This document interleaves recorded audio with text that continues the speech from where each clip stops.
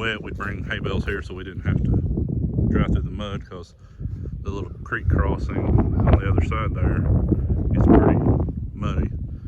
But January 20th, 2020, we come out here to feed hay, and you can see not too far from the house.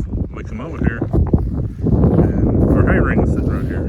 Well, our hay ring disappeared. I drove the whole fence line all the way around trying to find it. Couldn't find it anywhere. So me and my dad, he's in the truck with me, we decided we'll take the round bale of hay through the gate right over there and up the hill a little bit where y'all seen me feed before and feed it. So we can come driving this way. But you can see this gate here is just a 16-foot gate opening. And we drove through here, and at the time we'd had a little bit of rain, and as you see in the other videos, it gets muddy through this crossing, and it was pretty muddy, some cow tracks, nothing else, but it was pretty much solid mud all the way up and across to the top. As seen in the previous videos, you know, we always come up around this corner and we go up the hill up here to feed hay. And there's the pond where we were breaking ice when the cows were in here during the freeze we had, where we got the sub-zero temperatures. But as I was coming up the hill, I was in my 1-ton. I was talking to my dad about how some thieves must have stole our hay ring, because it was gone. And we moseyed on up the hill here a little ways, and something caught my attention in the cedar trees. But as we got about right here, I noticed that in that cedar tree right there was sitting that hay ring, which is made out of steel pipe, and it's pretty heavy. I'd say 3, 4, 5 guys to carry it, you know, easily. But that hay ring would have had to been pushed, if the cows had pushed it or anything had pushed it, through the pasture, through that gate, up the hill, through the mud, around this corner, this way, and it was about 3 foot in the air off the ground in that cedar tree. There wasn't a drop of mud on the hay ring for it to have been pushed through the mud up here, which means it would have had to have been carried, because it hadn't rained since it disappeared, because I fed hay in it 2 days before. How much hay was left after the ring was gone? Was hay all gone? There was about probably 1/8 of a bale left probably there, and we decided to put out a little more hay and let them, usually we move the ring, they'll eat what's left there. Yeah. So we were coming up to actually feed hay over here, and we noticed this hay ring here. And as you can see, it's not that cheap stuff. It's kind of built like an octagon a little bit, because they didn't have a bender good enough to bend this pipe. But here, hop off, Carly. But this whole thing here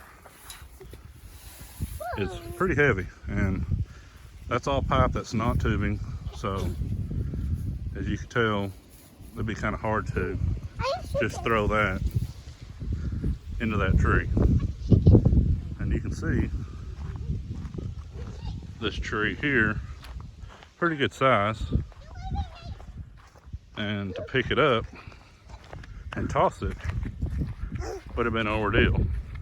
And I know a lot of cows push around hay rings, but we've been doing this a long time. We've never had one push one this far, especially through a gate, around the corner, and they would have to push it right at the angle to the gate, through the gate, up at another angle, over this way to the tree, then somehow get it 3 foot up in the air up into the tree and let it hang. So without getting a drop of mud on it. How did y'all get the ring out? We had a tile into it. We tried to pull it by hand, but it's too heavy, and there were some of those branches were stuck up in it. So I just tied a rope to it and pulled it out with my 1-ton. But that's very few times I don't have my phone with me. When we come out, I didn't have my phone with me, because my dad was kind of in a hurry to get out here and get some hay fed before dark. And About what time of day was it? it's probably about 4:45, 5 o'clock in the evening. because February the 21st? on February the 20th, or January 20th. January 20th. Oh, okay. Inauguration Day. I bet you'll leave right Yeah. now because they'll said that was We've got my little helper with us. That's very welcome. She knows all about it. But you guys need to comment and leave in the links what you think. We've got an idea what we think happened, but why don't y'all leave an idea in the links what y'all think happened. They could pick that up, carry it that far, because as a crow flies, you're probably, what'd you say, a couple hundred yards straight across, if not more. Maybe more than that, yeah. 500 yards. Yeah. Close to 500 yards. And you'd have to go at an angle around corners, through gates, through a low water crossing, up a hill, turn, then land in this tree. And trust me, it wasn't a tornado. We didn't have no tornadoes in December here in Oklahoma. So January. yeah, it just, there wasn't no storms. We'd had a little bit of rain earlier in the week, so it was muddy. But I told your Uncle Jimmy, and he said, it must have been a tornado picked it up. I said, no, tornado's not going to pick that up. it wasn't gonna be a tornado pick up that hay ring. It might have slung something at the hay ring, but it wasn't gonna pick it up. And for it not to have a drop of mud on it, I say it wasn't pushed this far. And I know the cows can't carry it. So Any rain? Anytime right in there? just a few days before it rained, that's why we'd fed out there, because it got muddy. And I didn't, my 1 ton's only 2-wheel drive, so I didn't want to try up this hill on 2-wheel drive, because where the hay has been fed, it gets really soggy right there. So our nearest neighbor is probably this way here, which is southwest of my house. Then I've got one southeast of my house, which is about a half mile probably. There's 550 acres here that's just Indian land. The Chickasaw Nation own this, and it butts up to Tullahoma Reservation. And then behind me, my place is a mile deep, and in the very back is 600 acres. I got 300 acres over here on this side of me. So I'm surrounded with no homes. That's the Tullahoma Reservation over there? It over that hill, a little ways, is Tullahoma Reservation, and that's why they bought this 550 acres here with this watershed, because it butts up to the reservation. So this is all nation land now. It'll never be sold, never be anything done with it. Or better for a Bigfoot to live. Exactly. I mean, you got 550 acres, 600 acres, 300 acres plus over there. I've got 200 acres here. Then past this 550 acres, I'm really not sure. I think the nation has several thousand acres together. So you've got close to 3,000 or more acres right here that's unpopulated, that when people hunt, I'm the only one that hunts this. There's one guy that hunts to 600 acres, one guy that hunts to 300 acres. Then all this Indian land is lotted off, and they draw numbers. And I think on this 550, at one time there can only be 3 people on it.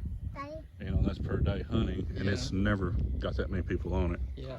So, no, baby, this is a little boat that sits right here, and every single time I flip this little boat over to keep it from getting rained in, I come back to find it upside down. And it started off over there, and I'll pick it up, flip it over, and it's pushed itself all the way up to there. Then I flipped it up, and it's been flipped over again until it's come back to here. But kind of ridiculous, especially whenever a lot of times, you know, we flipped it over, and our cows have been in one of the back lots in the back of the place with the gate shut on the cross fence, so there wasn't even no animals in here. I never really even thought about that, and it got flipped over. So something's flipping that thing over, and It's- there's no animals in here. Yeah. Hogs, I don't see hogs doing it. No, first I thought coon hunters, because some coon hunters kind of go where they want and just jump fences and run their dogs, but they wouldn't do it that many times. Yeah. And they No. dang sure wouldn't carry a hay ring when cows are eating out of it Yeah. over here and throw it in that tree. So I mean, like I said, it had to go from this angle all the way over here to that narrow little cove down through the low water crossing back into the other pasture. You might include some of that in your YouTube, because